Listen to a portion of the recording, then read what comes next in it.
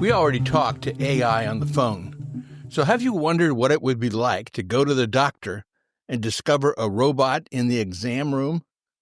Hi, I'm Rex Rogers, and this is episode number 221 of Discerning What is Best, a podcast applying unchanging biblical principles in a rapidly changing world and a Christian worldview to current issues in everyday life. Now, I've not been examined by a robot doctor, but I have purchased mixed nuts from a robot in an airport. It was as weird as it sounds. The Robot Will See You Now, Artificial Intelligence in the Christian Faith, published 2021, is an interesting scholarly book edited by John Wyatt and Stephen Williams. Both have spent considerable time, as have the book's chapter authors, examining the nexus of Christianity and technology. Professor John Wyatt is Emeritus Professor of Neonatal Pediatrics, Ethics and Perinatology at University College London, investigating the implications for human self-understanding of recent advances in artificial intelligence and robotic technology. Stephen N. Williams is an honorary professor of theology at Queen's University in Belfast. They begin by noting computer technology immediately prompts ideas of utopia or dystopia.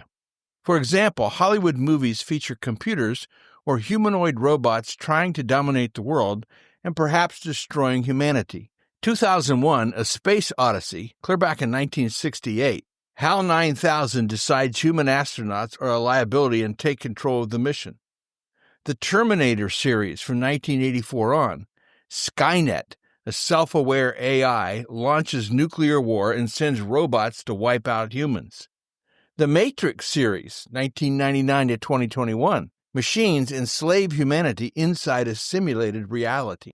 iRobot, 2004, Vicky, the central AI, interprets its mission to protect humans as needing to control them. And some Hollywood movies feature robots attempting to save humanity.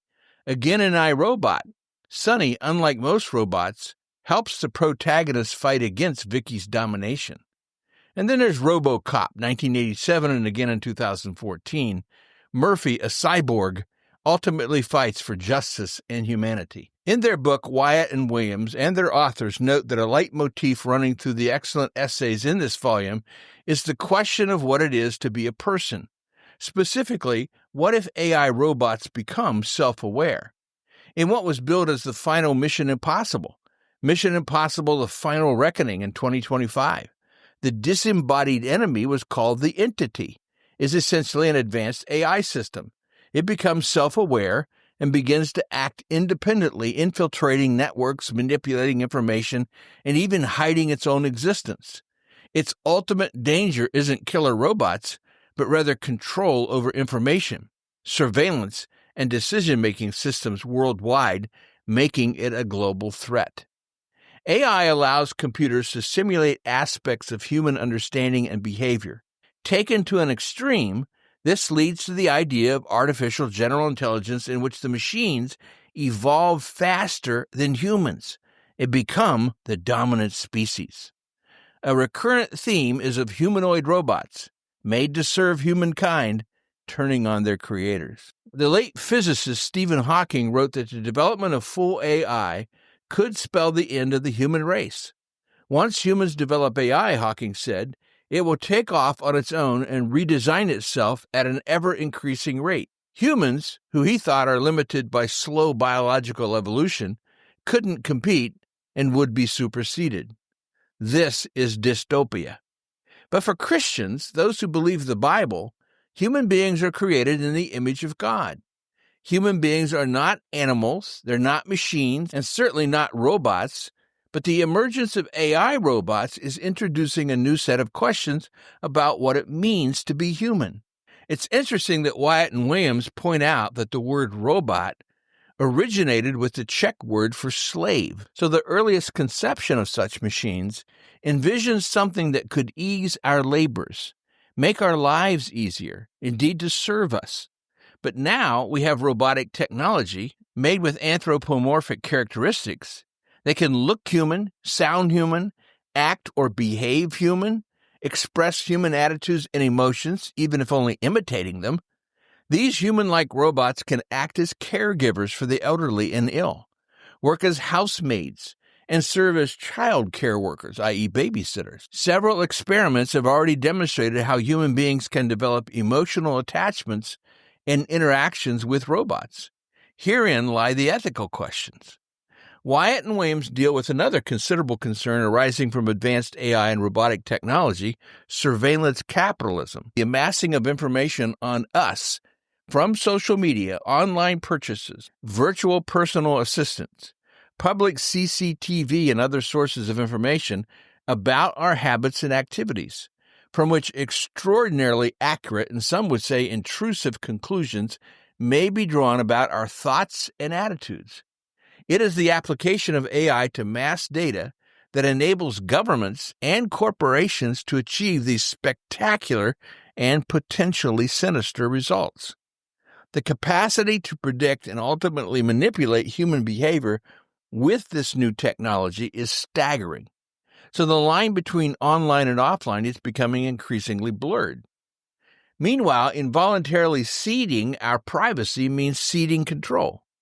Ceding control means ceding autonomy, and ceding autonomy undermines the very basis of our Western civilization. The Chinese government is using facial recognition software and other AI programs to control its population. Data can be collected about every company and citizen in the entire country, stored in a centralized database, and assigned a credit score to both companies and citizens that indicates how trustworthy they are. This is a draconian form of social discipline, designed to identify and punish human rights activists, political dissidents, and other so-called antisocial elements by denying them and their family members employment, housing, banking services, and other social benefits. Now, China is not the only country to be worried about. The big cats of the internet industry, Google, Amazon, and Facebook, condition us more subtly, often invisibly. They mine and store our personal data in staggering quantities, the equivalent of thousands of pages about every user, and use it to customize our searches and choose the advertisements we see. Every click of the mouse, every app we choose to open sends information. The biblical Tower of Babel reveals that when humans, who are in the image of God, exercise their technological powers independently or in defiance of their Creator, their dominion mandate is transmuted into a curse. Well, according to the account in Genesis, the building of a high tower was driven by hubris and insecurity. Yet one way in which we reflect the Creator God is that we too are creators. This precludes a totally negative view of technology. Creation and dominion are two sides of the same coin. The tools and methods we create allow us to exercise dominion over the rest of creation. With a proper understanding of Christian hope, we see robots as neither our salvation nor Armageddon. Like all technology, they may be developed towards noble or deplorable ends and used for good or malevolent purposes. Now, Wyatt and Williams believe that as Christians, this is where we ought to direct our inquiry, to interrogate and expose where intent and goals are cause for concern, and to advocate the wise use of emerging technologies in the service of kingdom ends. Christians need not be afraid of robotic technology. Robots will never become sentient, develop a soul, or displace humanity in the eyes of God. Robots are but another tool we must steward wisely as unto the Lord. Wyatt and Williams' book, The Robot Will See You Now, is thorough and provocative, worth the read. Well, we'll see you again soon. This podcast is about discerning what is best. If you find this thought-provoking and helpful, follow us on your favorite podcast platform.